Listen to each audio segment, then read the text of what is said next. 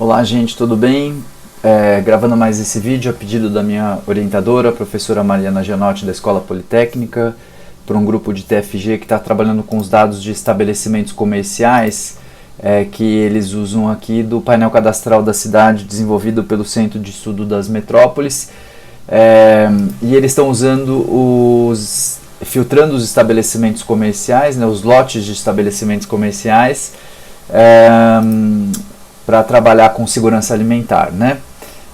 Eles têm uma base de CNPJ, eles querem relacionar, enfim, tem um método e eu vou tentar explicar aqui um pouquinho para vocês como fazer isso de maneira mais simples, porque afinal são 96 distritos, trabalhar com as cidades inteiras sempre é um desafio. Por isso que aqui no GitHub do Dash do IPTU, né, que é o painel cadastral, a gente tem aqui os resultados de IPTU por pontos, ele tem alguns anos aqui que já foram processados, o último é de 2022, e tem os 93 distritos. Para fazer a clonagem desse repositório inteiro, é um repositório bastante grande, né? Então o ideal seria fazer o download de cada um desses arquivos. Então para isso eu acabei criando, para facilitar, esse repositório chamado Multi-IPTU, que a finalidade dele é para trabalhar com múltiplos arquivos de IPTU gerado pelo painel cadastral, né? Trabalhar de maneira mais fácil. Então tem um notebook aqui que tem passo a passo de como fazer isso e também de como agregar isso em hexágonos de 500 metros ou hexágonos a partir de uma medida ou de uma dimensão ou de polígonos que vocês queiram trabalhar, tá bom? Então, bom, eu não vou explicar muito aqui como instalar as bibliotecas do Python e eu nem vou passar comando a comando, mas a gente vai estar usando aqui o GeoPandas, tá? Então a gente importa o GeoPandas como GPD, importa o Pandas também, porque a gente vai precisar, importa o wget, que é para fazer o download de cada um daqueles arquivos, o OS, que é para verificar a existência de arquivo, trabalhar com arquivos de sistema, e o Gloob, que é uma biblioteca bem fácil para a gente trabalhar com pastas, com múltiplos artigos e wildcards, né, os asteriscos e os pontos de interrogação para a gente buscar arquivo. Então a gente fazendo aqui a importação dessas bibliotecas, a gente tem acesso a todas essas APIs, né? E o que eu imaginei é que a gente use os arquivos de distrito, então ele abre os arquivos de distrito lá baixado pelo GeoSampa. Aqui a gente tem os 96 distritos, porque afinal a gente vai ter que montar o nome, né? Montar o nome de cada um desses distritos. E a gente faz isso usando a string do próprio Python, né? Então esse aqui é o link. Como é que eu sei esse link? Porque a gente vem aqui, né, no resultado. Se eu clico aqui em cima de um desses arquivos e quero visualizar ele como raw, ele vai fazer o download dele. Então eu copiei esse link daqui, transferi ele para cá e mudei aqui, né? Depois desse underscore, ele tem o código do distrito. Quando ele quando ele tem um dígito só, ele coloca um 0 na frente e o nome do distrito separado, ao invés de espaços, por underscores. Então essa aqui é a URL e esse é o arquivo de destino. Ele funciona na mesma lógica da variável de cima. Ele imprime essa URL, se a gente clicar aqui a gente faz o download do arquivo, e se esse arquivo não existir, ele faz o download e joga o resultado para uma variável aqui que a gente não vai utilizar. Como eu já fiz todos os downloads, né, ele passa rapidinho por essa parte, ele aqui salva nessa pasta 2022 cada um desses arquivos, e agora o objetivo é a gente abrir cada um desses arquivos, filtrar os tipos de uso que a gente precisa, montar um arquivo maior e depois fazer a agregação espacial que a gente quiser. Então vamos lá, aqui estão os tipos de uso que a gente identificou, que são os usos comerciais, né? No caso do trabalho delas, elas querem fazer estatística descritiva para cada um dos polígonos que elas estão trabalhando, então da área construtiva, né? Então elas querem saber média, desvio padrão, primeiro quartil, terceiro quartil, mediana daqueles desvios, daqueles polígonos, para aí então modelar a inferência de cada um dos pontos do estabelecimento comercial, qual seria essa inferência, né? Enfim, eu não vou entrar também em detalhes desse modelo. Então vamos lá, se eu não tenho esse arquivo, né, ou seja, se esse processamento já não foi realizado anteriormente, eu atribuo uma variável, uma array chamada distritos, onde eu vou fazer o append de cada um dos 96 arquivos para dentro dessa array, né?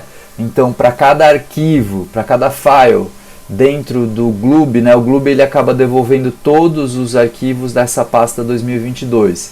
Então, ele vai ler o arquivo, jogar para dentro da variável gdf distritos, vai fazer um filtro, né? Esse filtro, o que ele faz? Ele vê se o tipo de uso de imóvel está dentro dos tipos de uso que a gente definiu aqui em cima, né? Nessa variável. Então, se ele estiver dentro é true, se ele não estiver dentro é false. A partir daí, ele sobrescreve essa variável, né? Aplicando o filtro e resetando o índice. Ele imprime esses resultados na tela, né? Esses nomes na tela, e joga isso, faz um append para dentro dessa array que a gente criou aqui em cima. Depois disso feito, passado esse loop desse for para cada um dos 96 arquivos, ele concatena todos esses arrays de data frames e transforma num grande data frame que ele está salvo aqui em resultados também. Se vocês entrarem lá no GitHub, nem precisa reprocessar isso de novo, né? No GitHub aqui ele já está processado na pasta resultados, ele está aqui, estabelecimentos comerciais, GPK. GPK é GeoPackage, tá? É um arquivo espacial, bem mais recomendado do que usar os shapes-file, é um arquivo só, ele já vem comprimido, ele tem uma série de vantagens e é recomendado pela OGC, para se trabalhar com arquivos portáteis espaciais. Então, evitem usar shapefile, gravem seus arquivos em GeoPackage. Aqui um dado da doutoranda Tainá, que ela nos cedeu, um trabalho dela muito interessante, e ela faz uns grids de 500 metros para estudar uma nova proposta de aplicação do conceito de acessibilidade, né? Também não vou entrar em detalhes. Ele transforma para o CRS 31983, que é o Sirgas 2000 UTM-23, para a gente trabalhar tudo em metro, porque ele vai sobrepor um polígono no outro, né? E ele faz um spatial join, né? Então ele pega todos os estabelecimentos comerciais que a gente gerou aqui em cima, faz um spatial join com um GDF hexágonos, com esse hexágono que a gente acabou de abrir aqui em cima, ou seja, todos os pontos de estabelecimento comercial que estão dentro de uma determinada agregação, eles vão estar relacionados com uma chave estrangeira, aqueles hexágonos, né? Então, eu tendo essas chaves estrangeiras, eu vou pular essa linha, depois eu explico para vocês. Eu posso fazer um agrupamento pelo index right, né, pela chave estrangeira, utilizando a área construída, contando, vendo o valor mínimo, máximo, a média, o desvio padrão, a variância, a mediana, o quartil ponto 25, o quartil ponto 75, que seria na verdade o percentil 25 e o percentil 75, que seriam o Q1 e o Q3, né, o quantil 1 e o quantil 3. Eu criei essas funçõezinhas, né, porque aqui ele faz um lambda, né, em cima de cada um desses nomes. Como ele não calculou originalmente a mediana nem os quartis, a gente teve que criar essas funçõezinhas para ele retornar. Então aí ele retorna aqueles hexágonos dos 7.428 hexágonos, apenas 3.923 tem estabelecimentos comerciais, e ele grava aqui, ele agrega as estatísticas descritivas de cada um. Então, por exemplo, aqui no número 41, ele tem um polígono, ele tem um ponto só dentro dele que intersectou no spatial join, né? Ele tem um valor mínimo de 585, o máximo também de 585, consequentemente a média também. Ele não tem desvio padrão nem variância porque é um único número. Já nesse primeiro elemento aqui, nesse primeiro hexágono, ele tem 3 estabelecimentos comerciais, o mínimo de 450, o máximo de 8.050 e assim por diante. A gente aí faz um join mesmo, né, não um spatial join, juntando essas chaves estrangeiras aos hexágonos para ter um arquivo de hexágonos, agora com essas informações das estatísticas descritivas, tá? Ele cria aqui uma nova coluna, né? Na verdade ele não cria uma nova coluna, desculpa, ele renomeia essas colunas, porque essas colunas aqui elas estão em uma tuple, né? Porque a área construída count, a área construída mínimo, a área construída máxima.